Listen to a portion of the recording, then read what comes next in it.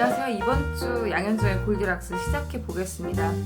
이번 주에는 미국 주식시장 간만에 좀 조정 보였었는데요. 워낙 오랜만에 하락세라서 많은 시장 참가자들이 좀 주목을 하는 모습이었습니다.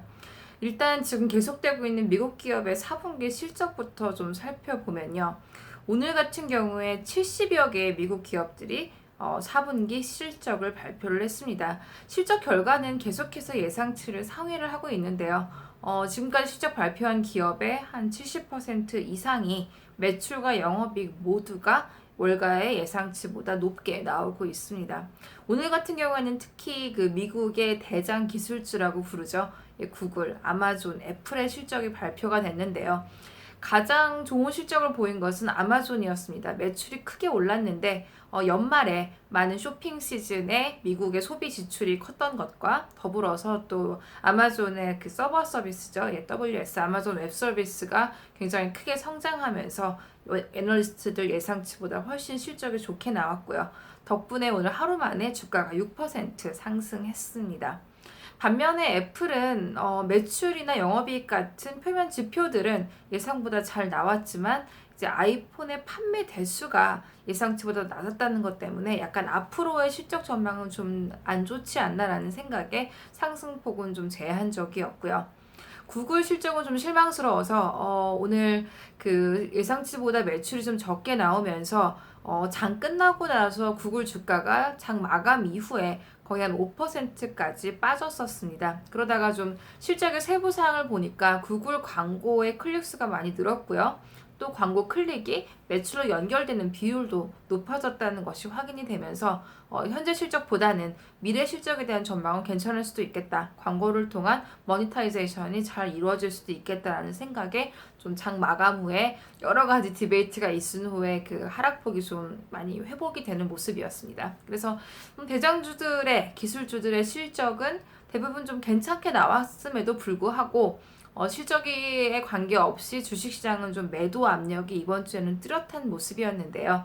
주된 원인은 바로 금리가 상승했기 때문이었습니다. 특히 이번 주에는 미국 금리가 장기금리 중심으로 상승을 했는데요. 10년 국채금리를 보면은 오늘 같은 경우에 이제 10년 금리가 2.8%까지 올랐는데 지난해 말에 이제 2.4%였던 거에 비하면은 지금 거의 0.4%, 40bp 가까이 오른 거고요. 30년 금리 같은 경우에는 오늘 3%를 넘었는데 3% 넘은 것은 작년 5월 이후로 처음입니다. 그래서 금리가 오랜만에 좀 오름세를 보이면서 어떤 유동성 회수 또 긴축에 대한 우려감이 주식시장을 압박을 하는 모습이었습니다. 그렇다면 금리는 왜 올랐는지 이유를 좀 살펴보면요. 일단 첫째로 그 1월달 미국의 정책회의 FOMC가 열렸었죠. 근데 여기서 연준이 금리는 동결을 했지만 미국 경기에 대해 굉장히 자신감을 피력을 했고 특히 인플레이션이 상승할 거라는 전망을 좀 분명히 했습니다. 보통 연준은 이제 금리 결정하고 별도로 어떤 성명서를 통해서 본인들이 보는 경기의 어떤 흐름이나 온도를 좀 많이 표현을 하고요. 또 이를 통해서 향후의 금리 인상 속도나 규모에 대해서 좀 시그널을 주는데요. 이번 1월달 FOMC 성명서의 내용이 작년 12월과 비교했을 때 굉장히 미국 경기를 좋게 보았고 특히 인플레이션이 상승할 것이라는 전망을 굉장히 확실하게 보여줬습니다. 그래서 12월달 이제 성명서 같은 경우에는 인플레이션이 지금 좀 낮게 유지되고 있다라는 식의 remain이라는 말을 썼다면은 이번에 1월달 성명서에서는 인플레이션이 상승하고 있다. move up 하고 있고 연말까지 그래서 연준의 목표치인 연율 2%에 가까워질 수 있겠다라는 점을 좀 분명히 얘기를 했습니다. 그래서 이 성명서가 발표된 이후에 아마도 미국이 다음 3월 FOMC에서는 금리 인상을 구체화할 것이라는 점이 거의 확실시 되고요. 오늘 선물 시장에서도 3월 인상 가능성 거의 80% 가까이 반영을 했습니다. 또 하나 이제 금리가 오를 수밖에 없었던 이유 중에 하나는 바로 트럼프 대통령의 어떤 국정연설이 있었죠. 이번 주 화요일에. 사실 금리 인상은 화요일 장부터 시작이 됐었는데 이제 그때 나왔던 얘기가 오늘 밤 대통령이 국정연설에서 어떤 경제 정책을 발표할 것인가 또 이것이 국채 발행 물량에 어떤 영향을 줄 것인가에 대한 얘기들이 좀 시작이 되고 있었습니다. 그래서 트럼프 대통령 연설 내용 중에서 경제에 대한 내용을 좀 살펴보면요. 일단 연설 초반에는 본인의 집권 1년 차의 경제 정책의 실적을 많이 자랑을 했고요. 대표적으로 올해부터 실행된 법인세 인하, 종전에 35%였던 법인세를 21%로 인하한 것은 30년 만에 로널드 레이건 정부 이후에 실시한 가장 큰 감세다라고 본인이 이제 칭찬을 하고, 또 그 다음에는 규제 완화, 집권 1년차 대통령 중에 내가 가장 많은 규제를 완화했다 이렇게 하면서 규제 완화와 감세라는 본인의 1년 경제 정책의 실적을 좀 부각을 시켰습니다. 그리고 이제 후반에 가서는 이제 집권 2년 차의 경제 정책의 초점이 뭔지를 얘기를 했는데요.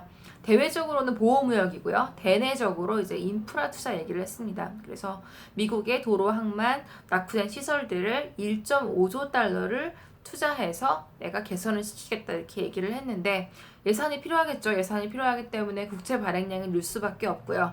그래서 또 이 연설 말미에는 연방 예산을 따로 좀 책정을 해주기를 의회에 부탁하는 얘기를 했습니다. 그렇기 때문에 이런 여러 가지 요소들이 재정 부양을 위해서 국채 발행이 늘어날 수밖에 없고, 이것 역시도 또 금리가 오르는 하나의 원인이 되었죠. 그래서 단기적으로는 단기금리에서는 연준이 정책금리를 올릴 것이라는 전망, 지금 아직 연내 3차례 전망이 우세하긴 하지만 어제 FOMC 이후로 4차례 전망으로 선회하는 기관들이 좀 늘고 있고요.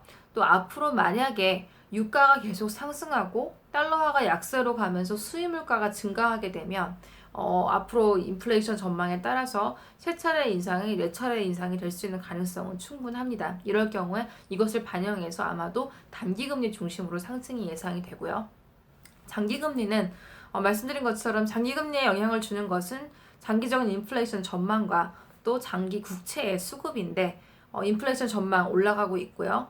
또 국채 수급 역시도 인프라 투자가 정말 실행이 될 경우에는 불가피하게 재정 적자가 늘어나는 방향으로 아마도 통화정책, 재정정책이 펼쳐질 것이기 때문에 상승 압력이 지금 계속 있다고 보고 있습니다. 그래서 금리가 이렇게 올라가게 되면 아무래도 전체적인 자금의 유동성이 감소를 하고요. 또 똑같은 자금이 있어도 조금이라도 금리가 높은 채권 시장으로 흘러들어올 가능성이 있기 때문에, 특히나 지금처럼 주식 시장이 많이 오른 상태에서는 주가 시장에 대한 투자 심리가 악화될 수 있는, 매도 압력을 일으킬 수 있는 충분한 요인으로 보입니다.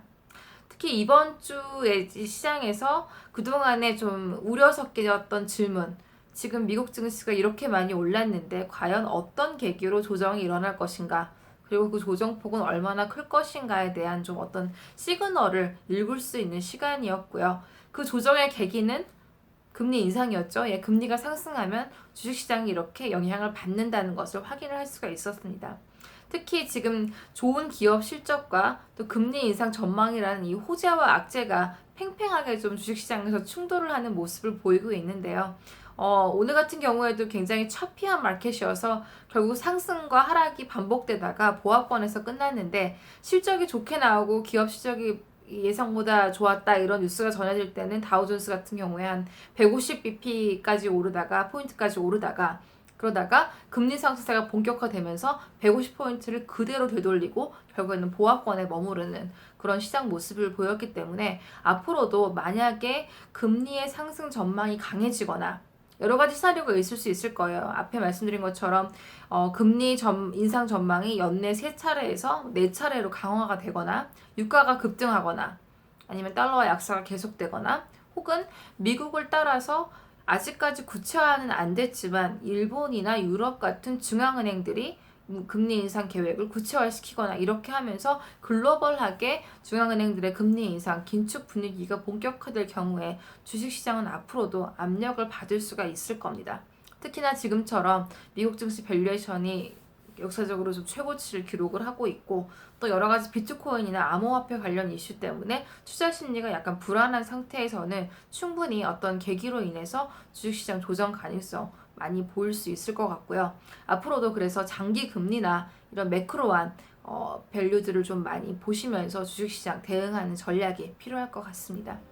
이번 주 여기까지 하고요. 다음 주에 다시 또 뵙도록 하겠습니다. 감사합니다. 양현정이었습니다.